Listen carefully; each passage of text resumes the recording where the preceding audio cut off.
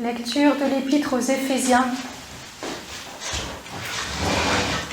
Ne vous enivrez pas de vin, c'est de la débauche. Soyez au contraire remplis de l'esprit. On va s'arrêter là, c'est juste un seul verset, c'est le chapitre 5, verset 18. Je vais juste rassurer Onel, je ne prêcherai pas sur le fait de ne pas boire de vin. Comme ça, moi, t'es rassuré. Tu peux rester parmi nous. Puisque ce n'est pas encore dans notre religion de ne pas boire de vin. Donc, il paraît que le vin réjouit le cœur de l'homme. Donc, je vais prêcher sur la deuxième partie. Soyez au contraire remplis de l'esprit. En fait, le thème de ce soir, c'est vraiment comment avoir la ferveur de l'esprit, comment entretenir, comment rentrer dans cette ferveur. Parce que il y en a quelques-uns que je ne connais pas, de toute façon, soyez les bienvenus, mais pour tous ceux qu'on connaît, vous avez des expériences d'horizons diverses, vous venez de milieux assez diversifiés, vous avez fait du coup des expériences diverses. Mais le but de ce soir, c'est en même temps d'unifier toutes nos expériences, parce qu'en Dieu, il n'y a qu'une seule expérience, même si elle est différente selon chacun. Le but, c'est vraiment d'accueillir la présence de Dieu, de faire l'expérience de son amour, d'être saisi et rempli par le Saint-Esprit. Et à partir de là, notre vie chrétienne, elle va se dérouler parce qu'on est rempli par le Saint-Esprit. Je vais juste monter un petit peu ça. Voilà. Qu'est-ce que c'est que du coup l'expérience du Saint-Esprit ? J'ai beaucoup aimé le premier chant qu'on a appris qui parle du fleuve de Dieu. Et en fait, cette expérience, on peut, c'est plein d'images, l'expérience du Saint-Esprit, mais je trouve que cette image du fleuve, ce fleuve de vie qui bouillonne, alors il y a ceux qui restent sur les rives, les pauvres, et puis il y a ceux qui reviennent assoiffés du Seigneur, il y a ceux qui trempent déjà dans le fleuve, et on en est tous à des niveaux différents. Il y a ceux qui sont dans le fleuve, il y en a qui font trempette, qui se demandent si oui ou non, bon, en plus on est en plein hiver, est-ce que j'y vais pas. Et puis il y a ceux qui regardent. Alors, il y a toujours les pros et ceux qui regardent, ils se disent j'attends que les autres y vont. Et après, si jamais eux, voilà, il y a quelque chose ou des fruits qui se produisent dans leur vie, à ce moment-là, j'irai. Donc là, ce soir, on est tous au même niveau. Et moi, vraiment, le but, c'est que chacun plonge dans cette expérience d'être complètement rempli, complètement saisi par le Saint-Esprit. Parce que, justement, le but, c'est que vous soyez toujours davantage affamés et assoiffés du Saint-Esprit. Parce qu'une seule expérience, ça ne suffit pas pour nos vies. C'est pas vrai. Il y a des expériences, il vaut mieux les faire qu'une seule fois dans notre vie, c'est largement suffisant. Mais l'expérience du Saint-Esprit, c'est pas qu'une seule fois. Souvent, vous avez entendu, on va recevoir l'effusion du Saint-Esprit. Oui, c'est bien, mais c'est pas suffisant. Le fait de pouvoir être rempli, c'est, excusez-moi pour l'expression, mais vous avez tous mangé des cornichons. C'est une expression qui n'est pas du tout de moi, hein, mais je trouve ça assez sympa. En fait, les cornichons, vous ne les sortez pas, en fait. Ils sont tranquillement dans le vinaigre et ils s'imprègnent du vinaigre. En fait, notre vie, c'est la même chose. À partir du moment où on a fait cette expérience du Saint-Esprit, on se met dans le bocal du Saint-Esprit et on se laisse complètement imprégner par le Saint-Esprit. C'est ça qui fait que notre vie est remplie. Parce que le but, c'est pas d'être un petit peu rempli, c'est d'être rempli jusqu'à déborder. Le but, c'est qu'après, notre vie, elle déborde et ça jaillira aussi sur les autres. Donc, tous ceux qui ne sont pas là, vos familles, ceux que vous rencontrez dans le cadre de vos études, de votre travail, tous ceux que vous aimez. C'est ça le but de notre vie, en fait. C'est vraiment ça le but de notre vie. Donc l'expérience du Saint-Esprit, c'est une expérience de lâcher prise. C'est un moment, je décide que stop, ça suffit. Dieu, faut qu'il prenne le contrôle. En fait, vous pouvez être visité par le Seigneur et en même temps lutter en disant non, je veux pas. Moi, j'ai déjà fait cette expérience-là. C'est-à-dire que vous savez que Dieu veut vous visiter, qu'il y a des choses qu'il veut toucher et en plus vous luttez pour dire que non. Là, vraiment, ce soir, on va demander au Saint-Esprit vraiment de libérer nos esprits de tout ça. Ça ne sera pas le oui, je veux, mais non quand même, peut-être un peu, ou pas du tout d'ailleurs. Hein, ça dépend de chacun, c'est oui, Seigneur. C'est oui, je veux, j'accepte. Et là, on ne met que le oui, on ne met pas le oui, mais. Aujourd'hui, c'est oui, Seigneur, je choisis d'être rempli par toi. Oui, je choisis de lâcher prise. Cette expérience de remplissage, c'est aussi vraiment cette expérience d'accueillir la plénitude de Dieu. En discutant avec certains d'entre vous, en parlant un petit peu de leurs expériences de Dieu, il y a toujours cette sensation d'être comme dans la plénitude. Ça peut être la plénitude de paix, la plénitude de joie, mais la plénitude de quelque chose. C'est-à-dire qu'on est rempli, mais de quelque chose qui est hors de nous. Il n'y a pas de mots, en fait.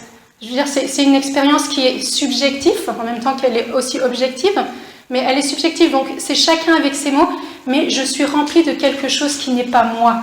Et de temps en temps, ça fait du bien d'être remplie de quelque chose d'autre de moi, parce que je ne sais pas vous, mais moi, de temps en temps, je suis fatiguée par mon propre moi.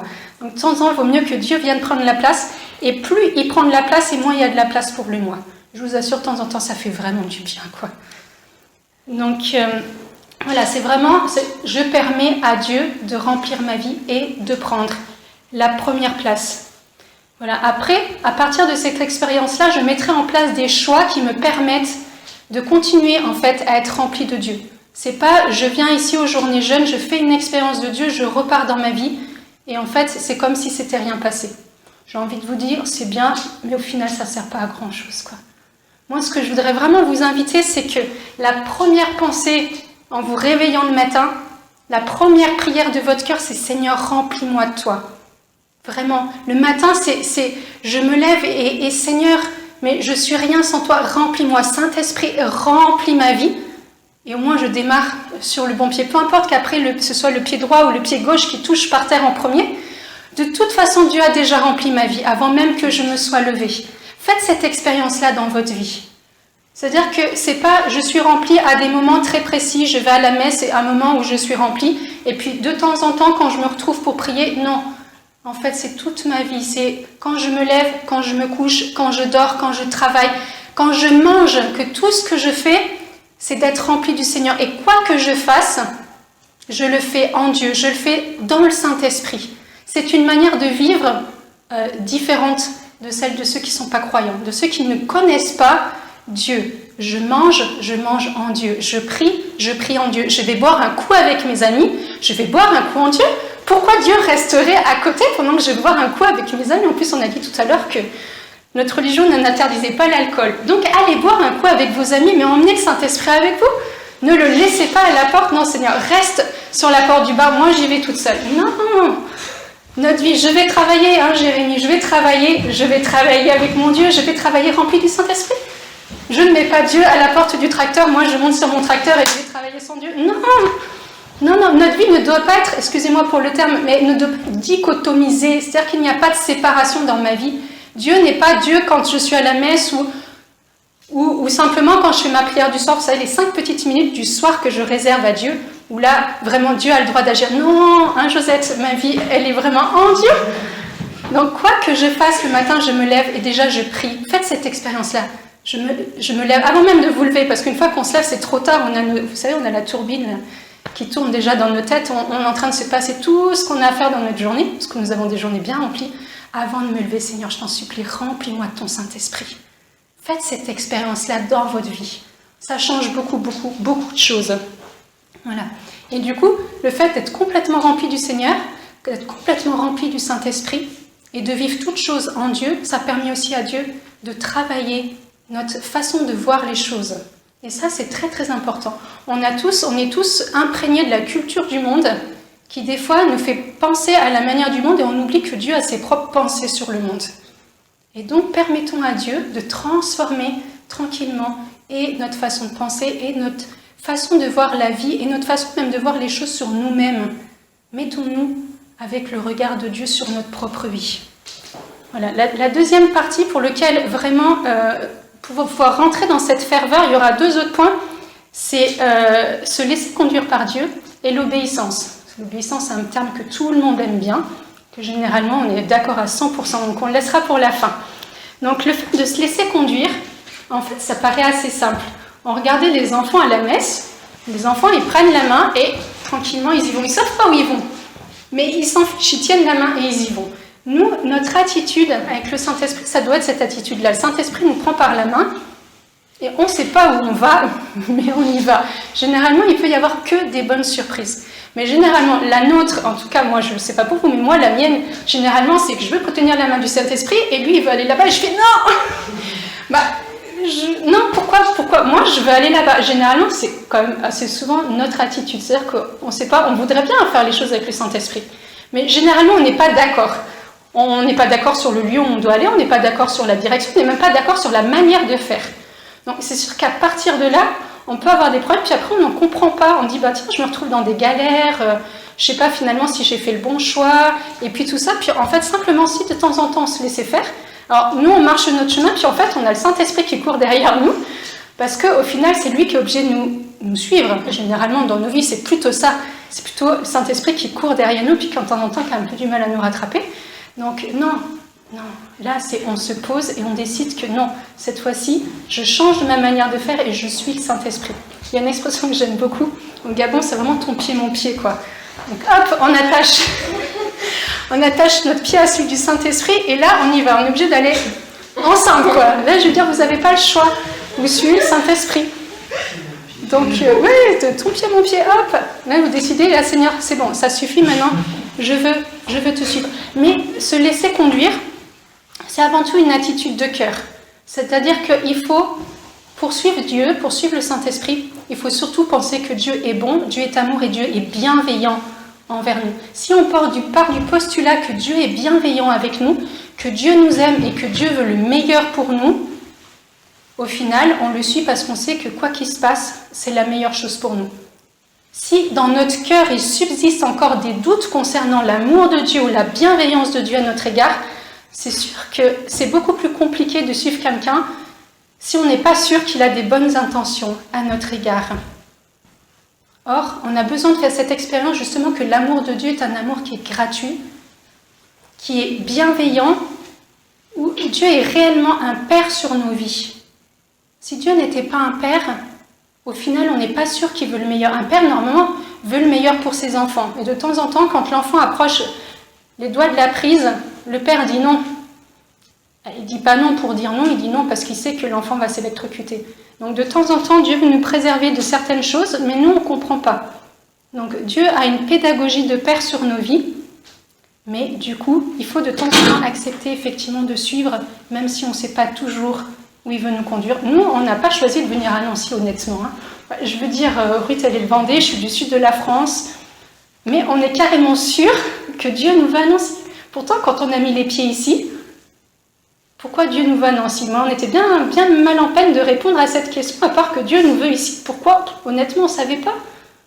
Mais il y a des moments où, peu importe, on est juste sûr qu'à ce moment-là, on est au bon endroit, on est là où Dieu nous veut. Pourquoi? On saura plus tard. Il y a des choses comme ça où on ne peut pas tout prévoir. Dieu ne peut pas tout nous dire parce que sinon je ne sais pas à quoi servirait la foi, de marcher par la foi. Et de voir aussi que marcher par la foi, se laisser conduire, ça, de temps en temps ça déclenche des miracles dans nos vies. Ça j'en parlerai un tout petit peu plus tout à l'heure. Il y a, je vous lis juste, c'est Romains 8, 14. Vous avez ça dans vos Bibles. Car tous ceux qui sont conduits par l'Esprit de Dieu sont fils de Dieu. Donc si vous êtes réellement des fils et des filles de Dieu, vous devez marcher par le Saint-Esprit, vous devez vous laisser conduire par le Saint-Esprit et c'est aussi une décision de vie. C'est un moment, ça vous appartient de dire oui Saint-Esprit, prends-moi par la main et emmène-moi là où tu veux.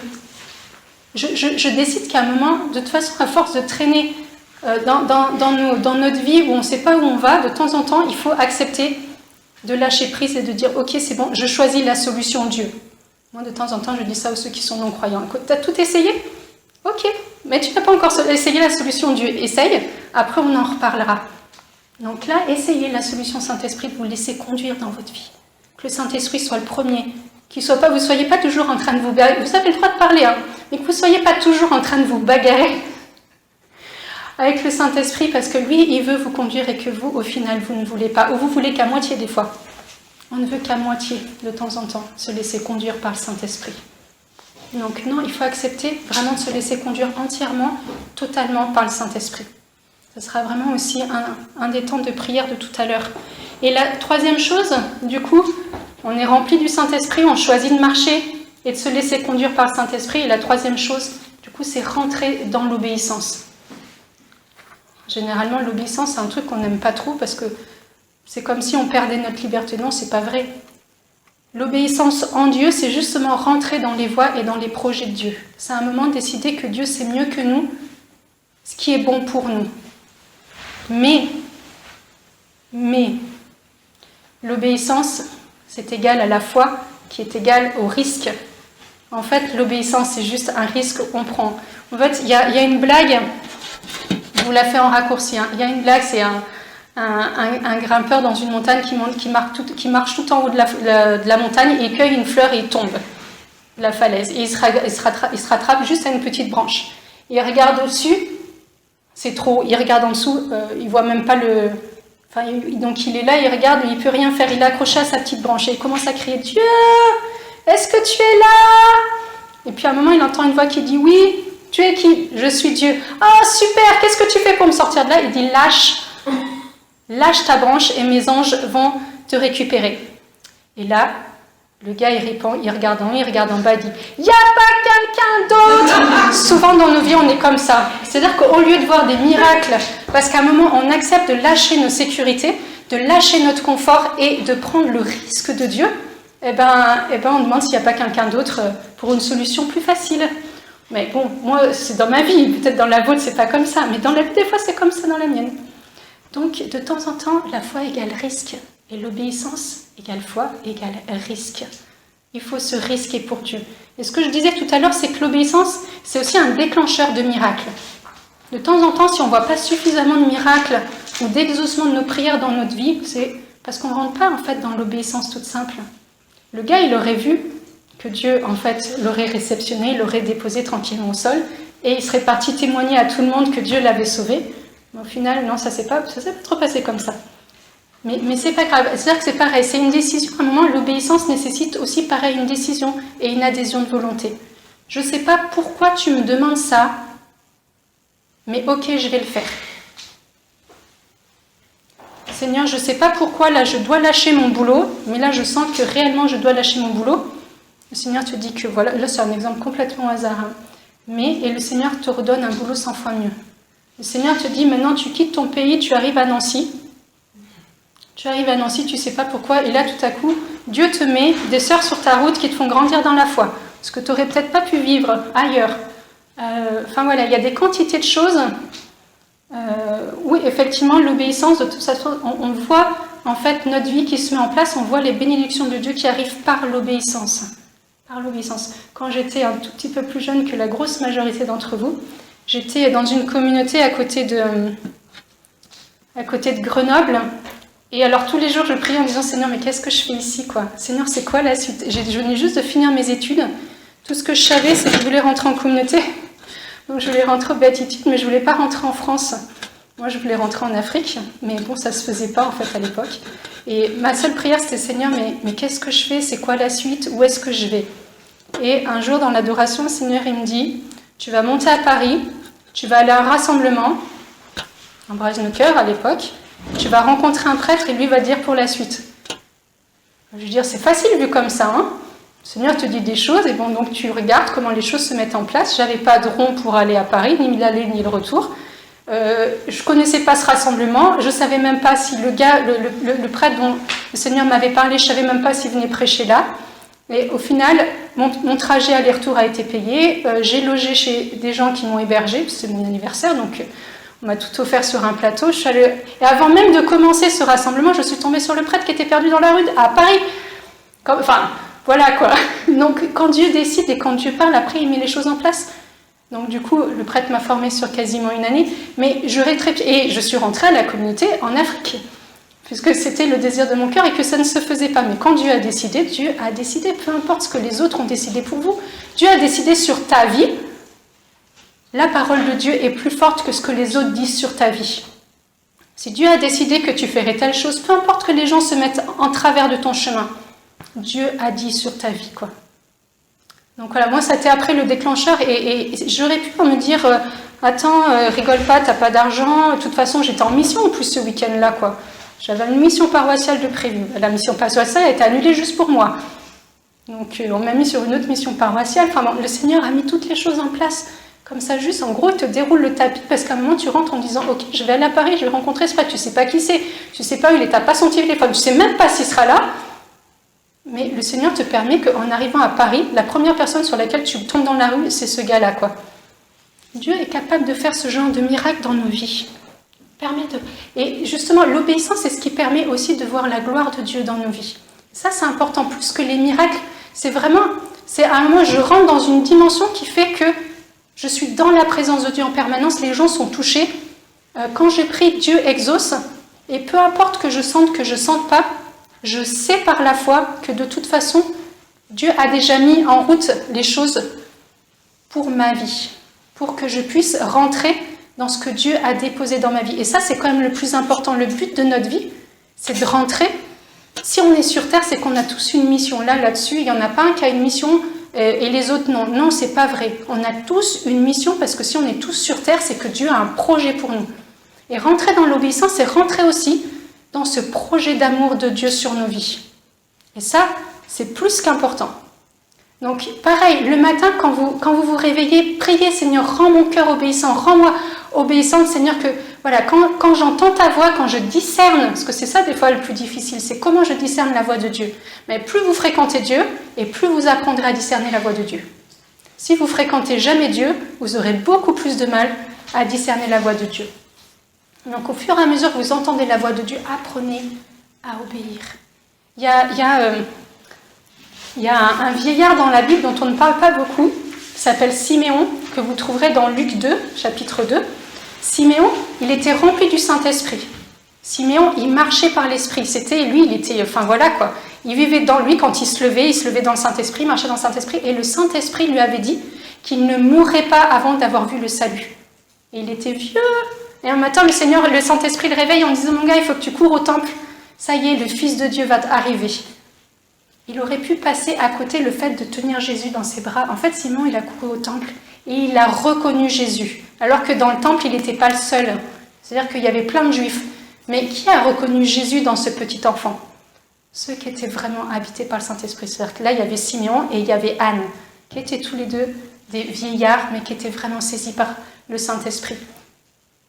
Du coup, vivre une vie dans le Saint-Esprit, ça permet aussi de reconnaître l'œuvre, l'agir de Dieu comme l'a fait Siméon. Siméon aurait pu passer à côté. Le Saint-Esprit lui a parlé, lui a dit que maintenant, tu files au temple. Donc là, on voit vraiment le fait d'être rempli, le fait d'être conduit par le Saint-Esprit et l'obéissance.